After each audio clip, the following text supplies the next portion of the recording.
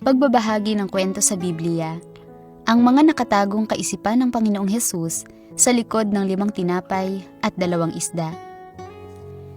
Naitala sa Biblia, sinabi sa kanya ng isa sa kanyang mga alagad, si Andres na kapatid ni Simon Pedro, "May isang batang lalaki rito na mayroong 5 tinapay na cebada at 2 isda.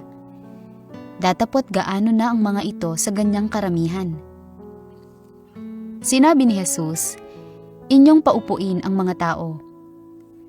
Madamo nga sa dakong yaon, kaya't nagsiupo ang mga lalaki na may 5,000 ang bilang. Kinuha nga ni Jesus ang mga tinapay at nang makapagpasalamat ay ipinamahagi niya sa kanilang nangakaupo. At gayon din naman binigyan sila ng mga isda kung gaanong ibigin nila. At nang sila'y mga busog, ay sinabi niya sa kanyang mga alagad, "Pulutin ninyo ang mga pinagputol-putol na lumabis upang walang anumang masayang." Kaya't kanilang tinipon at nangapuno ang 12 bakol ng mga pinagputol-putol sa 5 tinapay na cebada na lumabis sa nagsikain. Ang himala ng pagpapakain sa 5,000 ng 5 tinapay at 2 isda ay nagpamangha sa maraming tao. Tunay nga, ang Panginoong Hesus, ang tunay at tanging Diyos na nagtutusto sa lahat ng bagay at namamahala sa lahat, ay maaaring gawing posible ang imposible. Sa Diyos, lahat ay maaaring magawa. Ngunit, alam nyo ba ang iniisip ni Jesus sa likod ng mahimalang pangyayaring ito ng 5 tinapay at 2 isda? Sabi ng Diyos, "Yamang nahaharap sa 5,000 taong ito na pawang walang laman ang tiyan na nais lamang makakain ng isang kumpletong pagkain, yamang nahaharap sa mga taong ito na puno ng pagkamausisa at pag-asa ukol sa Kanya. Naisip lang ng Panginoong Hesus na gamitin ang himalang ito upang pagkalooban ng biyaya ang mga ito. Gayunpaman, hindi siya umasa na sila ay magiging kanyang mga tagasunod, sapagkat alam niya na nais lamang nilang makisali sa kasayahan at mabusog. Kaya ginawa niya ang pinakamahusay niyang magagawa sa kung ano ang mayroon siya roon. At ginamit ang 5 piraso ng tinapay at 2 isda upang mapakain ang 5,000 tao.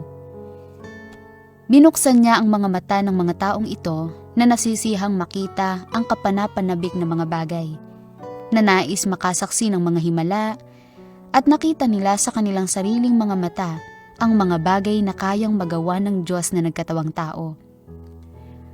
Bagaman gumamit ang Panginoong Hesus ng isang bagay na nahahawakan upang masapatan ang kanilang pagkamausisa, batid na niya sa kanyang puso na ang 5,000 taong ito ay nais lang makakain ng masarap.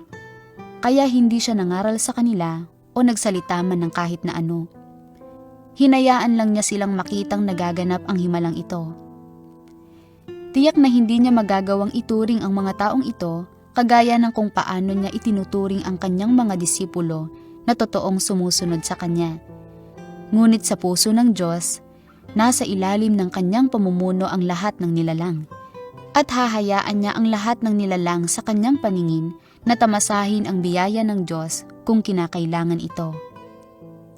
Matapos basahin ang mga salita ng Diyos, naranasan niyo na ba ang kabutihan ng Diyos? Ang Diyos ay may mga prinsipyo sa kung paano niya tinatrato ang mga tao. Siya ay nagbibigay ng biyaya sa mga nasisiyahan lamang sa pisikal na tinapay. Gayunpaman, para sa mga tunay na nagmamahal sa katotohanan at sumusunod sa Diyos, tinutustusan niya sila ng katotohanan na nagbibigay sa kanila na mamuhay sa ilalim ng patnubay at mga pagpapala ng Diyos. Anong uri ng tao ang nais niyong maging? Mag-iwan ng komento at ipaalam ito sa amin. Kung nais niyong matuto ng marami pang mga kwento sa Biblia, mangyaring i-follow ang aming page. Maaari rin kayong magpadala sa amin ng mensahe sa pamamagitan ng Messenger at available kaming magbahagi at makipag-ugnayan sa inyo anumang oras.